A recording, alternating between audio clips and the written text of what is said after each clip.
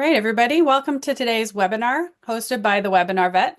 My name is Dr. Stephanie Morley. I'm a veterinarian and the president of Vetland, your sponsor for today's webinar. We are very pleased to bring to you Dr. Jennifer Granick to speak to you about optimizing antibiotics, tips for choosing the best drug, dose, route, and duration. I'd like to thank all of you for joining and spending this hour with us. And I'd also like to thank Dr. Granick in advance for sharing her time and expertise with us. Briefly, I'd like to explain why Vetland is sponsoring this outstanding speaker on this important topic. We have recently launched a new product called the Vetland Pouch. It's a local drug delivery device that allows for sustained daily antibiotic dosing directly at the site of infection. It can be redosed daily with the correct antibiotic for up to 30 days and is removed similar to a drain. Dosing locally is the most effective method for treating biofilm-related infections while minimizing systemic exposure. So please check us out at www.vetland.com to learn more. A few housekeeping items to mention. If anyone has any questions for our speaker, please put them in the Q&A box. And for comments or other queries, use the chat box. And now allow me to introduce Dr. Jennifer Granick. Dr. Granick is an associate professor of small animal internal medicine at the University of Minnesota College of Veterinary Medicine. She received her DVM from the University of Wisconsin, completed a small animal internal medicine residency and Masters of Veterinary Medicine at the University of Minnesota, and a PhD in comparative pathology from the University of California. She co-chairs the WSAVA's Therapeutics Committee and is a member of the AVMA's Committee on Antimicrobials and co-directs the University of Minnesota's Antimicrobial Resistance and Stewardship Initiative. Her research focuses on antimicrobial use in companion animals. Thanks so much, Dr. Morley, for that introduction. And I'm going to turn off my video. I'll turn it on again so I can see you all at the end for questions. Thanks for joining today. So I have no relevant disclosures for this talk. And the goal of this hour is to talk about antimicrobial resistance, discuss empiric antibiotic prescribing, how we can use cytology to aid in our decision-making, talking about antibiotic susceptibility tests, how we interpret them and use them to make antimicrobial selections. And then we'll talk about the impacts of dose, duration, and route of administration, and particularly how that might relate to pet owner compliance. So first, antimicrobial resistance. So antimicrobial resistance, or AMR, is the ability of microorganisms to remain viable and multiply in the presence of antimicrobials to which they used to be susceptible. And we call this acquired AMR. In truth, antimicrobial resistance is as old as microbial organisms. It's an evolutionary and natural process, basically survival of the fittest. But when we use antimicrobial drugs, we accelerate this process. And that accelerates the development of antimicrobial resistant organisms. So this ability of microorganisms to develop antimicrobial resistance is an adaptation to environmental pressures, and that includes the pressures that prescribers put on these organisms when we make a prescription for antimicrobials. And it occurs in a few different ways: genetic mutations as well as sharing of genetic material. This is just an example of that. So antibiotic stresses on bacteria can lead to mutations, and mutations that are helpful for those bacteria to survive in the face of antimicrobials then are perpetuated due to bacterial replication. And so that's, I think, what a lot of folks think of when they think about antimicrobial resistance and the use of antibiotics. But probably what happens more commonly that we also need to worry about as prescribers is the ability of bacteria to share resistance genes. So once resistance develops and it's encoded in genetic elements, those genetic elements can be transferred to other bacteria, and that can be other bacteria of the same or different species, and is a way for resistance to spread throughout an environment. So with that in mind, if we have two patients, one receiving antibiotics and one not receiving antibiotics. This illustration shows you how antibiotics can increase the spread of antimicrobial resistant organisms in the environment. So if two individuals have the same mix of both susceptible and non-susceptible bacteria in their microbiome, for example, and one of those individuals is given an antibiotic, we know that bacteria are shed continually by people and animals into the environment all the time. And in a patient that's given an antibiotic, the ratio of resistant bacteria to susceptible bacteria that are shed into the environment goes up. And this is what makes infection prevention control efforts really, really important, but also is a window into how antimicrobial resistance can be spread just in households, for example. So antibiotic resistance is a category of antimicrobial resistance, and that's what the rest of this talk is going to be focused on. So we know antibiotics are critical for both human and animal health, and antibiotics use can lead to the development of antibiotic-resistant organisms, as I just illustrated. So that means for us as prescribers that judicious or really careful use is required to slow the emergence of antibiotic resistance and maintain the efficacy of these antibiotics that we need in order to treat our patients. So in comes antimicrobial stewardship. This is a way or a framework that we can use to improve the way we prescribe antibiotics and to preserve the efficacy of these drugs. And the American Veterinary Medical Association Committee on Antimicrobials has provided a definition of antimicrobial stewardship that's specific for veterinarians. And they say that stewardship is the actions veterinarians take individually and as a profession to preserve the effectiveness and availability of antimicrobial drugs through conscientious oversight and responsible medical decision-making while safeguarding animal, public, and environmental health. So really, this definition incorporates a One Health approach to this big problem. And to guide veterinarians on this antimicrobial stewardship effort, the AVMA has defined 5 core principles of antimicrobial stewardship.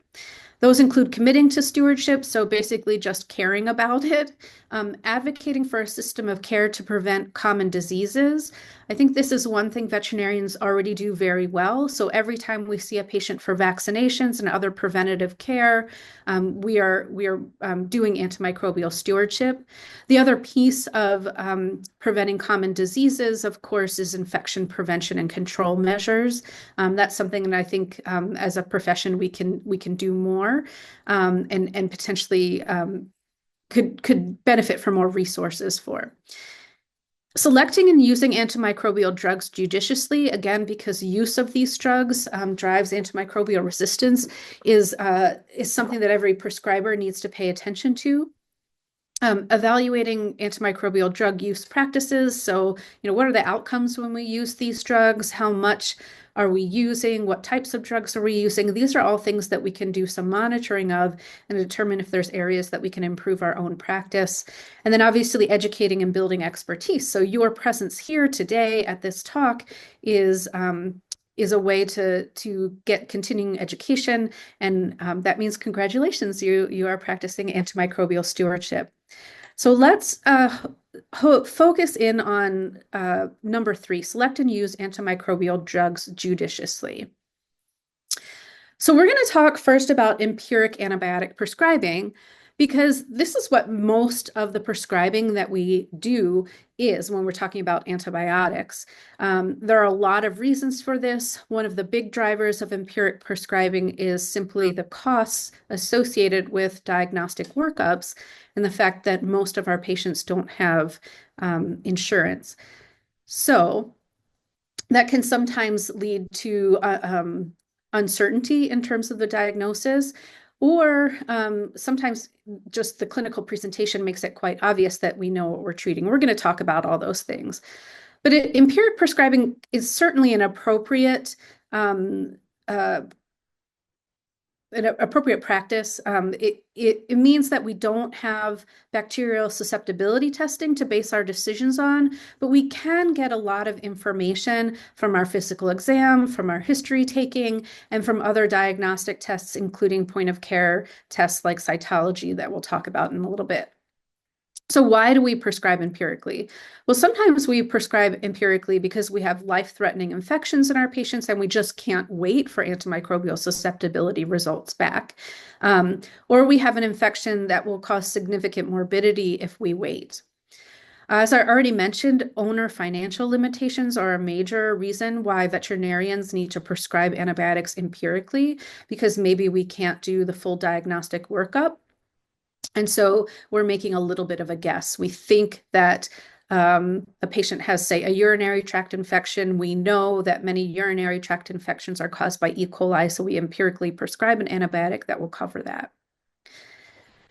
There are situations where getting a sample for antimicrobial susceptibility testing, for example, is difficult or potentially puts the patient in danger.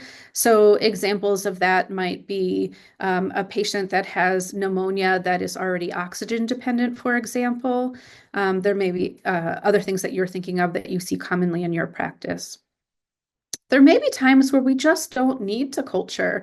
It's not something that we need to spend the owner's money on at this juncture. So common infections that respond quickly to common antibiotics don't necessarily need antimicrobial susceptibility testing, particularly if in your region you don't see a high rate of antimicrobial resistance.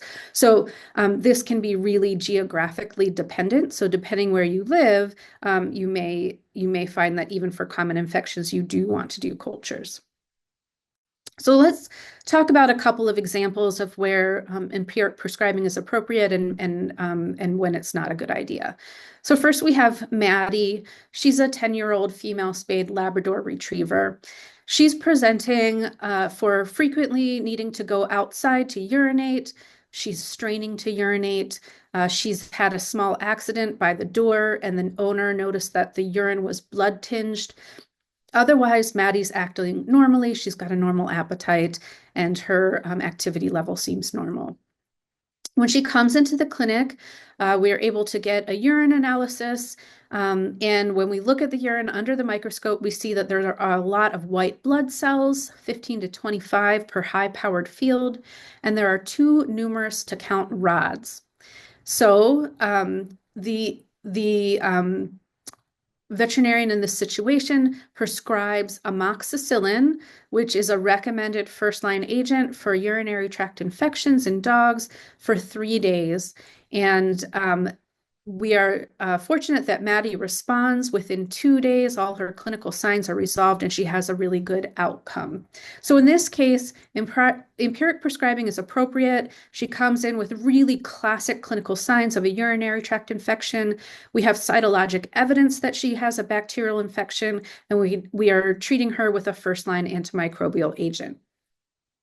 And her infection clinically resolves. So let's contrast Maddie's case with Gertie. Gertie is also a 10-year-old female spayed dog. She's a German Shepherd.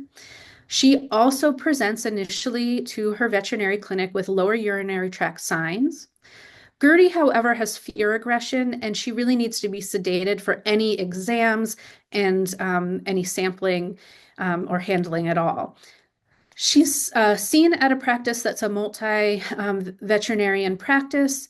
At the time of this first visit, her owner declined sedation, so no sampling is done. She's empirically prescribed Clavamox for 5 days, as this is her first time having evidence of a urinary tract infection. And again, even though we didn't get to look at the urinary sample, in her particular case, it seems reasonable to provide her with empiric antimicrobials because given her age and signalment and her clinical signs, she really does fit the clinical picture of an older female dog with a urinary tract infection. So that seems fine. But this is when things go awry. 2 weeks later, she returns with clinical signs, so same clinical signs that are indicated lower urinary tract infection. She sees a different provider this time and is prescribed Clavamox again, but for a longer course of 15 days. So she has some relief of clinical signs on the antibiotic, and then the clinical signs return off of antibiotics. Over the next 4 months, she comes into the same clinic. She's seen by many different veterinarians. Every single time, the owner declines sedation, so there is no urine sample taken at any of these visits. And so she gets, again, empiric prescribing of various antibiotics, including cefavecin and rofloxacin and cephalexin at various different doses. So in the end, Gertie finally sees a veterinarian that puts their foot down and says, look, we really, really need to do more diagnostics. We have to sedate Gertie because we are not being successful in eliminating her clinical signs. So they are able to sedate her, get a urine sample. They submit that for bacterial culture and susceptibility testing.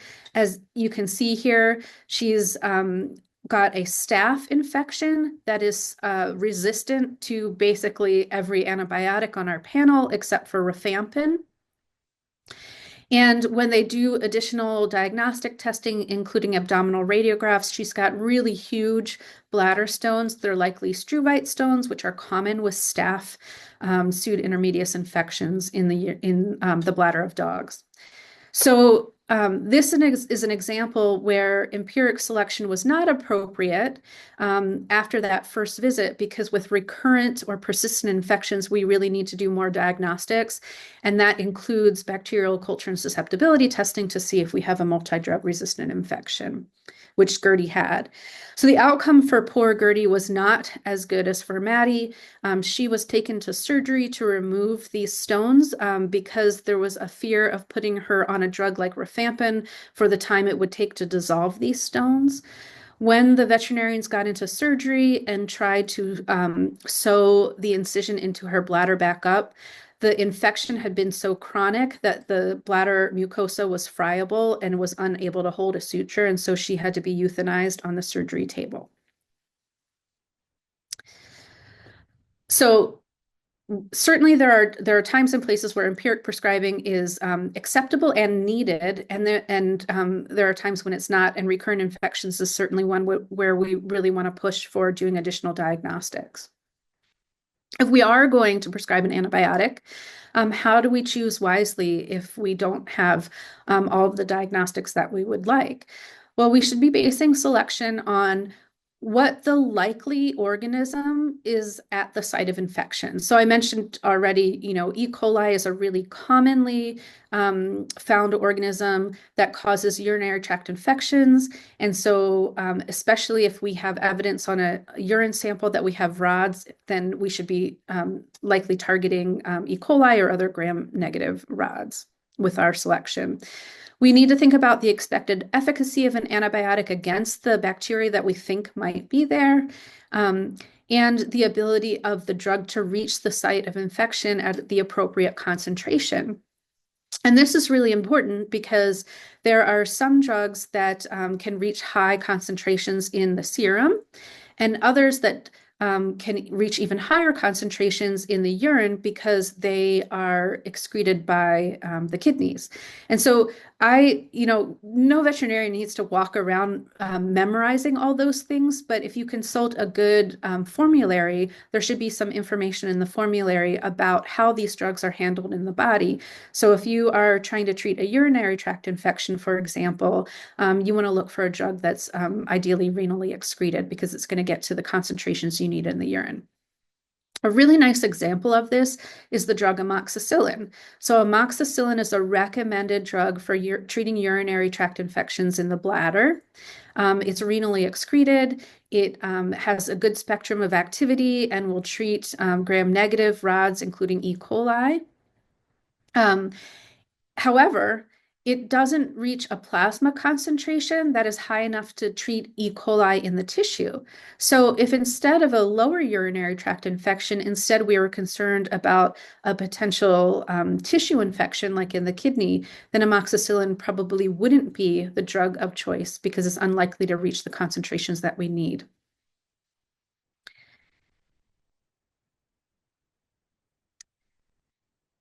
So another factor that as prescribers we need to think about when choosing empiric antimicrobial drugs is to consider first line agents first. And there are all sorts of resources out there that can tell you what you should consider as first line agents. I have an example here from our own teaching hospital where we have decided what we consider to be agents that are okay for empiric prescribing, and those are in green. Our second line agents, we recommend that culture and susceptibility testing is performed. And then for anything in the orange are generally drugs that are not used in our hospital. And if there were a particular situation where they would need to be used, then we would expect several things to be true, like the use of the drug needs to be supported by culture and susceptibility testing. There needs to be no other option. There needs to be a reasonable chance for a cure. So we're not treating chronic conditions that have no chance for a cure. And then usually there's quite a consultation process that goes on in our hospital. But the EMA, for example, has guidelines on tiered prescribing for infections in animals. You can consult the WHO list as well. And so, you may have your veterinary medical association that can provide this type of information. If you are wanting to look at this particular chart or a version of it, you can see our website here at the University of Minnesota at arsi.umn.edu. So what makes a first line agent a first line agent? Why do we say certain drugs are okay to reach for first and other drugs should be reserved? Well, really, this is based on how those drugs are used in human healthcare. So are they critical for human healthcare? If they are, they shouldn't be a first line agent. How likely use of those drugs are to result in significant antimicrobial resistance, how likely those drugs are to cause adverse reactions in our patient, and then are these drugs generally effective for common conditions? And if they are, then that would be a good choice for a first line agent as well.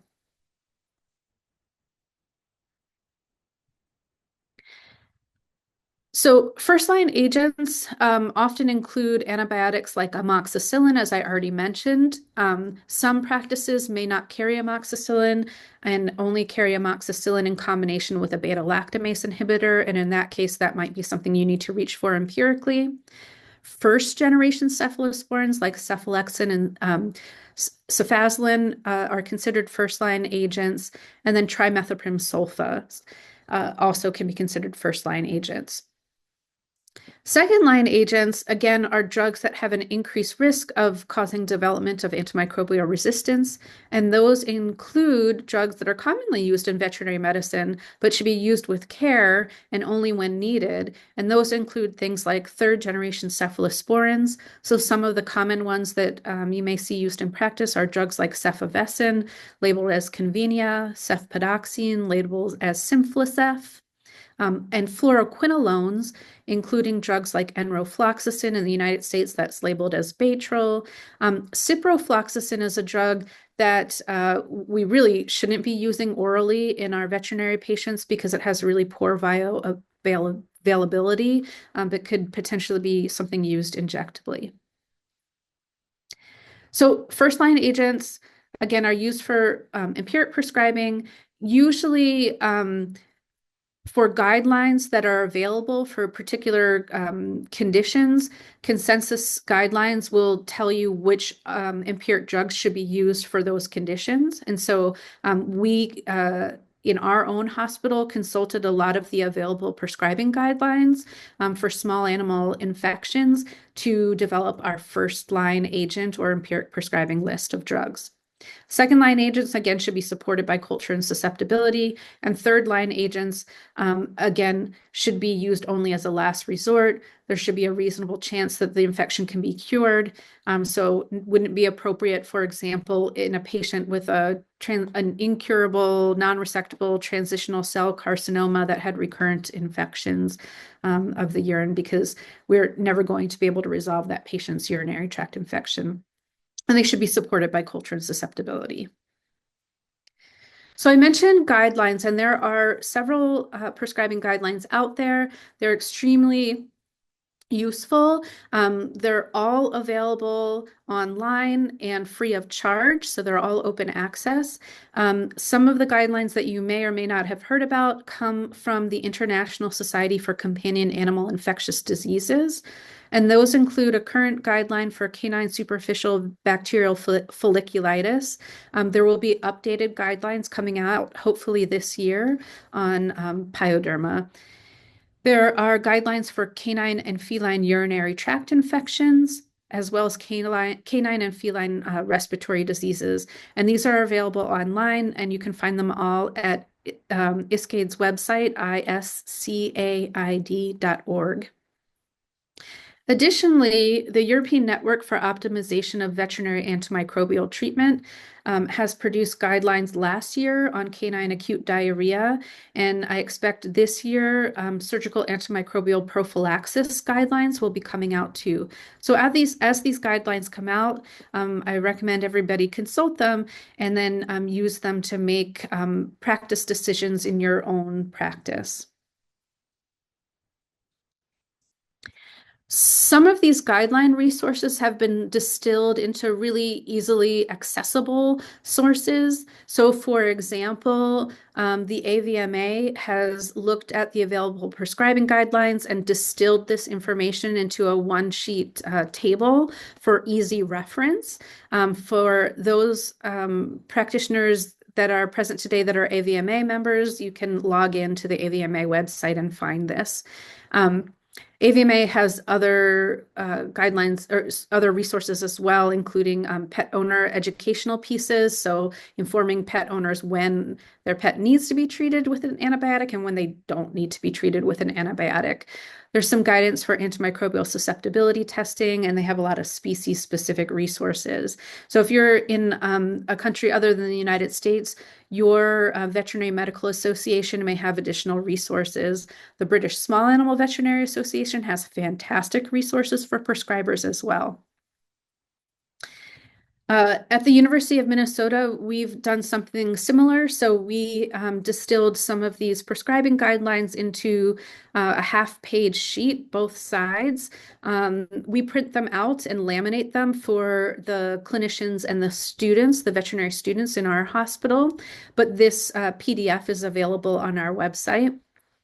Other resources include American Animal Hospital Association, antimicrobial stewardship guidelines. I mentioned the British Small Animal Veterinary Association Protect Me resources.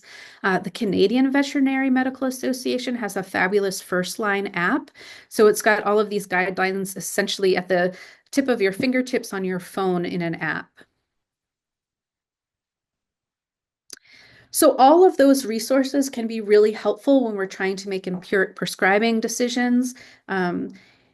Additionally, I mentioned diagnostic testing and sometimes diagnostic testing being a limitation for veterinarians, but cytology is our best friend. So we should all love cytology. It's inexpensive. Many veterinary clinics can do cytology in clinic if they have a microscope and some quick stain. We use Diff Quick Stain here in our hospital. It can be performed as a point of care test relatively quickly. I always love looking at things under the microscope because it's all purple and pink, and I think that's really pretty. And it can be very satisfying to do this sort of diagnostic testing and make a diagnosis yourself. So cytology can be critically important for us to just verify the presence of bacteria. If we suspect that there's a bacterial infection and we are able to get a sample, then we can prove to ourselves that there's bacteria there. And if there's not, then we need to think of an alternative diagnosis, because if there's no bacteria present, then we're not treating a bacterial infection, and antibiotics are not going to help our patient. If we do see bacteria, then cytology can be really useful because it can determine the morphology of that bacteria. So are we seeing rods? Are we seeing cocci? Our empiric choices may change if we need to target gram-negative versus gram-positive bacteria. So gram staining can be useful too, but many rods are gram-negative, many cocci are gram-positive. If there are bacteria in our sample, that can confirm the need to do antimicrobial susceptibility testing. So we certainly don't want to send off samples if we don't have a bacterial infection present, because that can be a really expensive test for pet owners. And I always recommend that if antimicrobial susceptibility testing is sent to the laboratory for culture, then we really do need to do cytology alongside of that. It's really important for us to interpret antimicrobial susceptibility testing, because we might see, for example, a mixed population of organisms on cytology. And when we send our sample to the lab, it's possible that only one of those organisms grows. And so that might change the way we select antibiotics, because if we know we have a mixed population, then we probably need to have a broader spectrum in our antimicrobial selection. Sometimes cytology can reveal the presence of bacteria that are not easy to culture. So for example, if we send off an aerobic culture, it's possible that we could see anaerobes on our cytology, and sometimes they have kind of classic morphology. They tend to be a little bit more filamentous looking in some cases.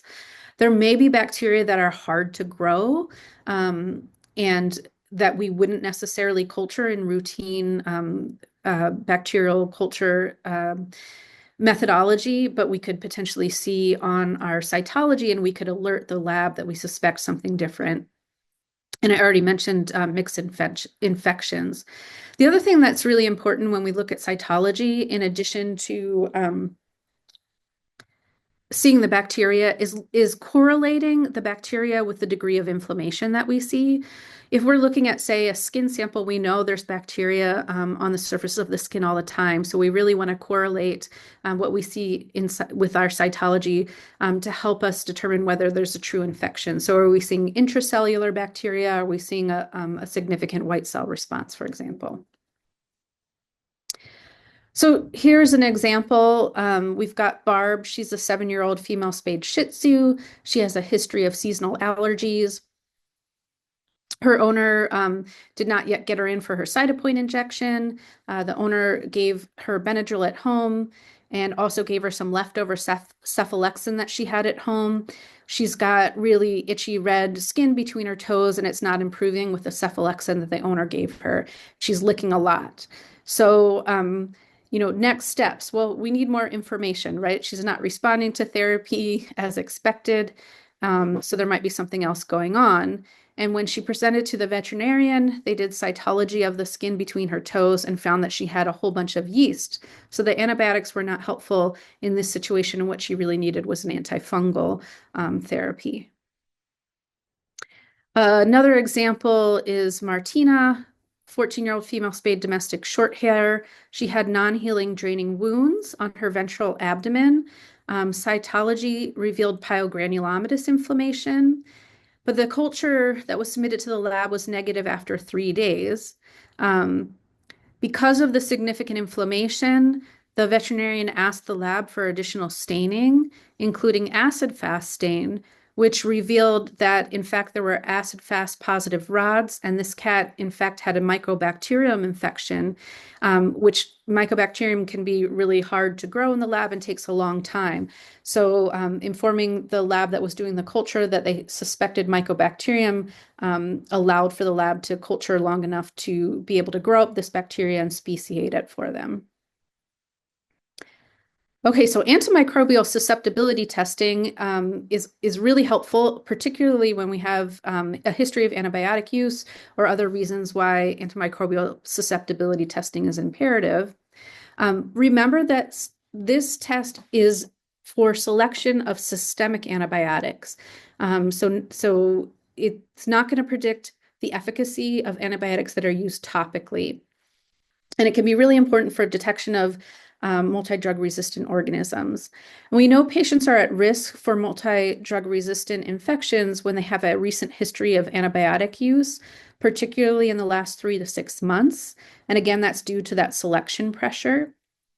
In humans, we know that humans given antibiotics in emergency departments about 6% of them go on to develop multi-drug resistant infections within about 30 days. And this is just an example from a veterinary hospital showing that animals that receive antibiotics in hospital do tend to carry, at least for several months, multi-drug resistant bacteria, including enterobacterales that are resistant to third generation cephalosporins. And some of these animals even had carbapenem resistant organisms, even though none of these animals received those drugs. So we should be doing ASTs when we have patients that have a history of history of antibiotic use, history of hospitalization, certainly history of recurrent infections, like in the situation that we talked about with Gertie. If they have no or poor response to empiric antibiotic treatment, if they have life-threatening infections, culture is ideal because if they're not responding to our empiric therapy, we are already behind the 8 ball, right? And we need to have the culture pending so that we know what to treat with. And then there's also the potential risk of spreading of multi-drug resistant organisms between animals or people that have those infections in the household. So if animals come from a household with someone else in it that has a history of a multi-drug resistant infection, we should probably culture those. If we're going to culture, we want to provide the lab with good samples. And so that would ideally be a cystocentesis sample for urine to avoid contamination of bacteria in the urethra. If that's not possible, a clean midstream urine catch is reliable, but it's reliable if it's collected by someone in the clinic. We only need a small amount, 5 mils is all we need, so that's like a tablespoon. We don't want to have owners collect urine at home, have it sit on the counter for hours, and then have them bring it in because there may be contamination in those samples. And so if we know how we collected it, we know that we can rely on that sample.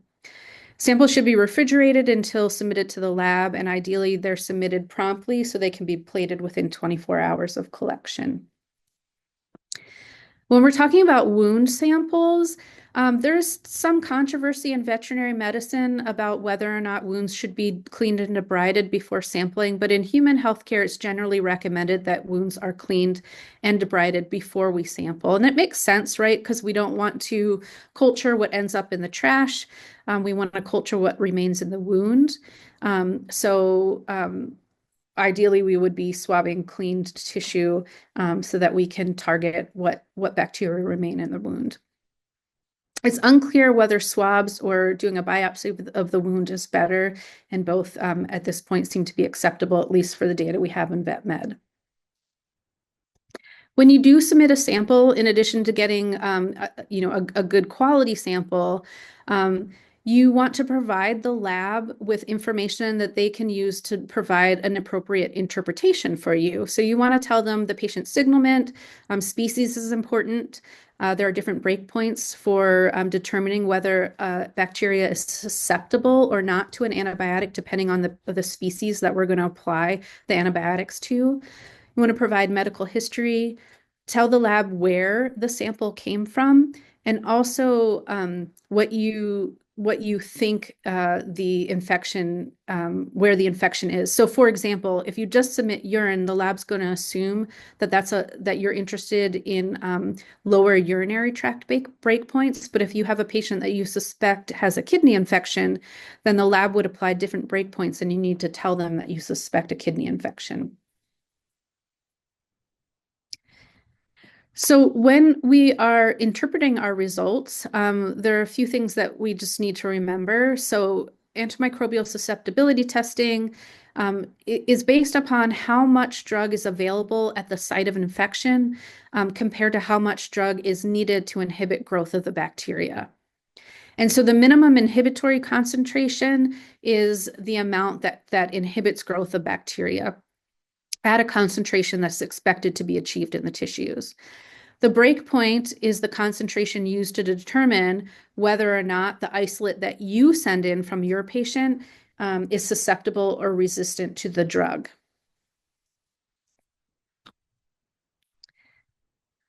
So there are lab standards that determine what these breakpoints are, and they base that upon a bacteria that has no acquired resistance to the antimicrobials that are being tested. And they make these determinations based upon in vitro susceptibility of the bacteria to the drug, the expected concentration of the drug at the site of infection, and then again, the specific animal species, because animals may have different, they may handle drugs differently in terms of absorption and secretion of those drugs. When we get these samples or the results back from the lab, they tell us whether our organism is susceptible or not susceptible to particular antibiotics.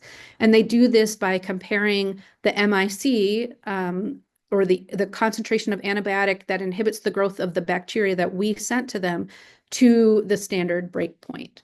And if the MIC is below the breakpoint, then that is considered susceptible, and that would be a drug that would potentially be efficacious to use in our patient. The way these reports look vary between labs, but usually they tell us about the organism that was grown. So what type of organism? In this case, the sample here was an E. coli. Tells us about the amount of growth. So in this case, it was a urine sample. It was collected via cystocentesis, and there were greater than 10,000 colony-forming units per mil. The lab will report the susceptibilities. If there is a mismatch, so there's no available breakpoint for your species of patient and for that bacteria and drug combination, then they may report that as not applicable. So you can see from this, we have the MICs, that minimum inhibitory concentration. We have the lab's interpretation. And what's confusing, I think, for some veterinarians is what's missing is the breakpoint. So we don't see the number that the lab compares the MIC to. They're doing that internally. So really what you need to pay attention to is this interpretation, the susceptible, resistant, or potentially intermediate. So once you have this information, again, you want to choose a first-line agent if there is a first-line agent that your bacteria from your patient is susceptible to. If there are no first-line agents that you can use based upon the results of your AST panel, then you would choose a second-line agent. Other considerations include patient comorbidities. So if they have kidney disease, you might need to be careful about what drugs you use if there's potential toxicity associated with that drug. And then consider whether the drug will reach a good concentration at the site of your infection. One caveat when you're looking at these results is that you don't want to compare MICs between antibiotics because we use different concentrations of these drugs when we are dosing them. It makes sense that there would be different concentrations that would be inhibiting bacteria in a dish in these AST dishes. And so we can't compare drugs. We can only look at are they susceptible or resistant. These breakpoints are always changing. An example is that the Clinical and Laboratory Standards Institute changed a bunch of breakpoints last year and updated breakpoints for Staphylococcus. It can take some time for labs to catch up with these changes. So you might want to call your lab or check out available information on the website of the standards organization that your laboratory uses. There's really great information on the Worms and Germs blog. Scott Weiss does this out of University of Guelph. And so if you're interested in this, I urge you to check out that blog. So in the last few minutes let's talk about route of administration. This really matters.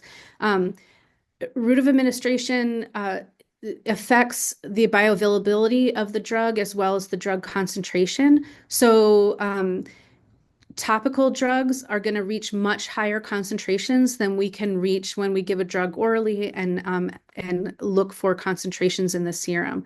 So we can't use antimicrobial susceptibility testing to predict whether a topical drug is going to be effective because, again, the concentrations are really different, and antimicrobial susceptibility testing is based upon the concentration in the serum.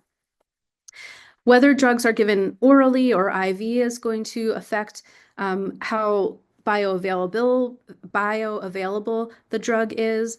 There can be differences in drugs getting into tissues if they're lipophilic or hydrophilic.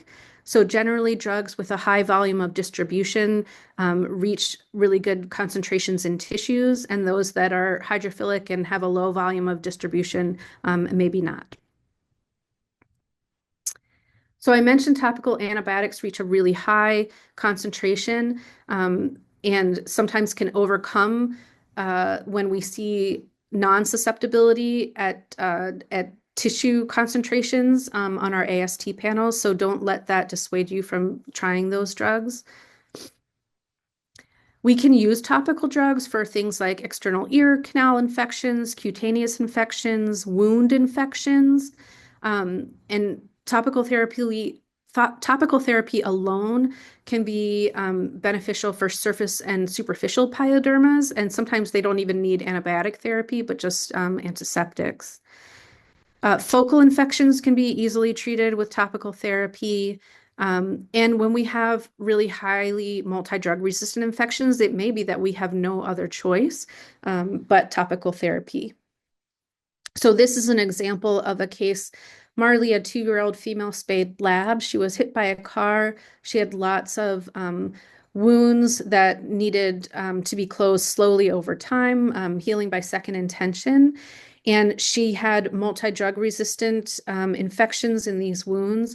So the only choice that we had was treating her with topical therapies, and they were just as effective as systemic therapy in her case. So just remember that topical therapies are not just adjunctive therapy, and they can really be life-saving like they were in this case.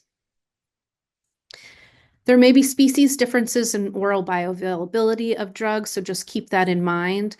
Ciprofloxacin is a fluoroquinolone that is a human drug. It's really inexpensive compared to some of our veterinary fluoroquinolones, but we shouldn't be going for it because it just has really poor bioavailability in dogs. So in this case, we're spending the owner's money on an ineffective drug that may be resulting in antimicrobial resistance because we're giving ineffective doses. And then client compliance is important when we're providing antimicrobials.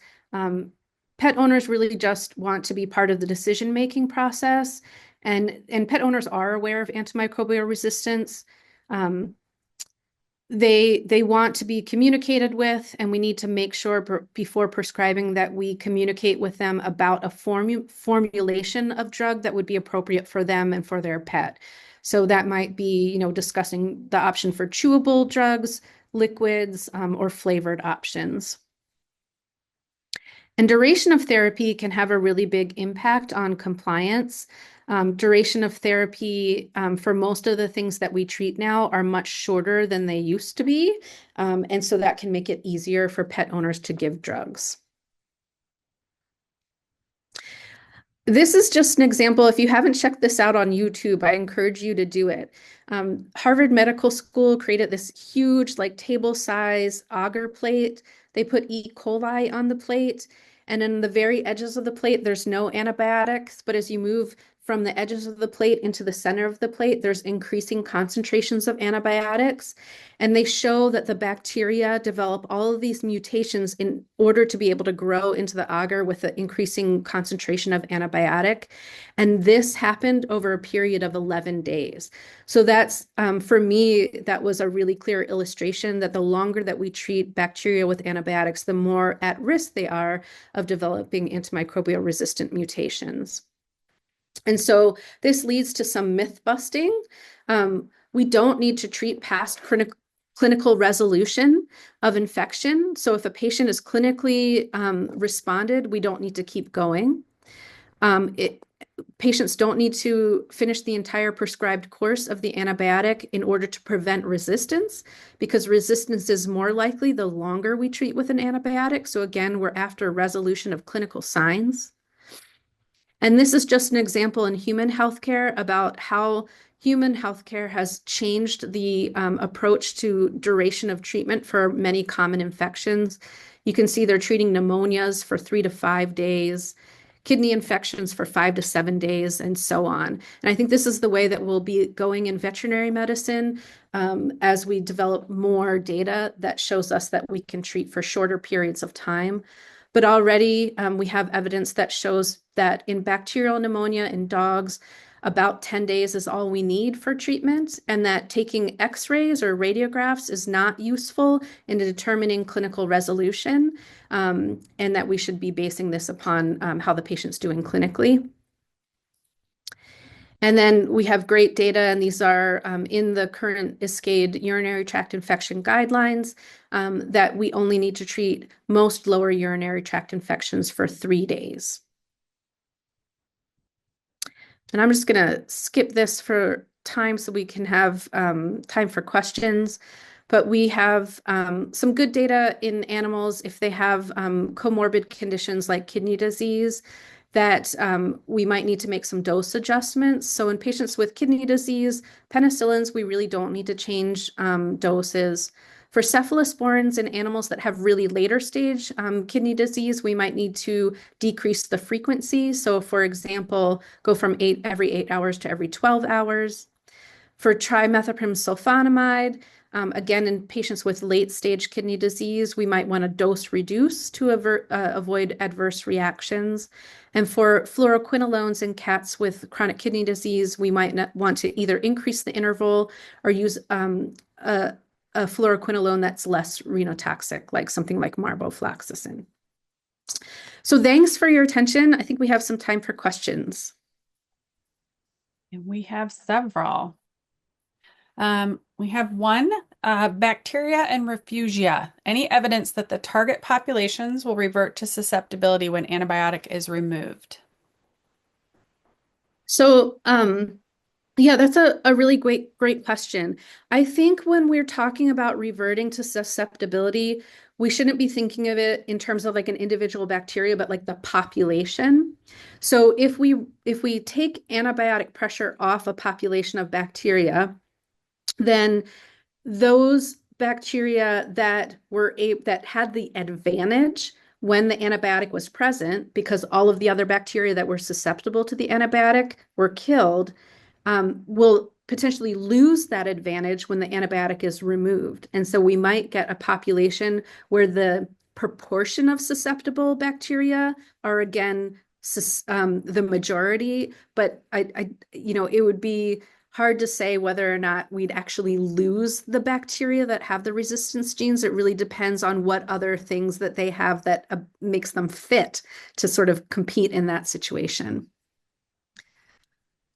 Okay, what is a good empiric drug for pyometra that is going to need to wait overnight or a day or two to go to surgery while the client raises funds? Yeah, that's a good question. I'm an internist, so I don't do emergency surgeries, but I think, you probably want something that has got like a gram negative spectrum. You're probably looking at things that are going to be kind of wicking up from you know, the potentially contaminants from the GI tract and the lower urinary tract. So, Clavamox might be a really good choice in the interim while you're waiting. Okay. Can you give an estimate as to the percentage of risk of case Zika with TMS use? Yeah, that's a great question. I don't know that I can tell you a percentage, but I can tell you, off the top of my head, but I can tell you that most of the adverse effects of using trimethoprim sulfas occur after 5 days of use. So if you're using a drug like TMS to treat a lower urinary tract infection, for example, you only need to treat for 3 days. And so the risk is probably pretty low. But I can't tell you the top of my head what the percent of that adverse reaction is. There are certainly animals that we shouldn't be using the TMS in. So if they already have KCS, you might want to avoid it. Um, and then Dobermans and some other breeds are genetically predisposed to have adverse effects. So you just want to double check that before you use a drug like that. But for most of our patients, short courses of TMS is perfectly safe. And the nice thing about it is that a lot of veterinarians don't use that drug, at least here in the US. And so oftentimes the bacteria is susceptible to TMS when it might not be susceptible, say, to amoxicillin. All right. Culture and sensitivity always problematic. Is anyone developing a quick, cheap PCR for bacterial resistance or sensitivity markers, irrespective of what bug is there? Yes, that's a really loaded question. So there are several companies that are developing quick tests for identification of bacteria, like non-culture tests, as well as the presence of resistance genes. I think uh, we probably need to wait and see how those are validated because the presence of a resistance gene or the presence of a bacteria that we can detect molecularly might not be the whole story of whether that's causing a clinical problem, um, especially if there's a mix of bacteria. So I think more rapid tests are on the horizon. It's certainly something that I know is in the works, and but I can't tell you right now that there's anything right now that you should go out and get. But stay tuned. I think we'll see some on the market, but I think we really want to make sure that we look at. Hopefully, they'll produce some peer-reviewed studies that increase our comfort in using those tests. Great. Can you refer to the antibiotics categories that cannot be combined when giving double antibiotics, for example, due to antagonism? Oh, so that's a great question, and I think sometimes the this antagonism is more theoretical than proven. So I definitely hear things that say, okay, you don't want to give a bactericidal drug alongside a bacteriostatic drug. So, for example, using a fluoroquinolone and doxycycline. But it gets a little bit fuzzy because some drugs are bacteriostatic and bacterial or bactericidal, depending on the dose. Um, and we know in certain infections, those drugs that you wouldn't think would be synergistic might be synergistic. So, for example, Bartonella infections, the recommendation is to treat with a doxycycline and a fluoroquinolone. Um, I think probably most infections don't need multimodal therapy. I would say the ones that do are things like aspiration pneumonia, where you really do need broad spectrum. And so when you're trying to combine drugs, those guidelines already tell us what to do, right? So we can use an aminoglycoside and or a fluoroquinolone and something like a penicillin or aminopenicillin. So yes, I am aware of concerns about using some combinations of drugs together, but they're I think that's more theoretical than proven. Maybe we just need to do the studies and it'll be proven, but right now I wouldn't worry too much about it.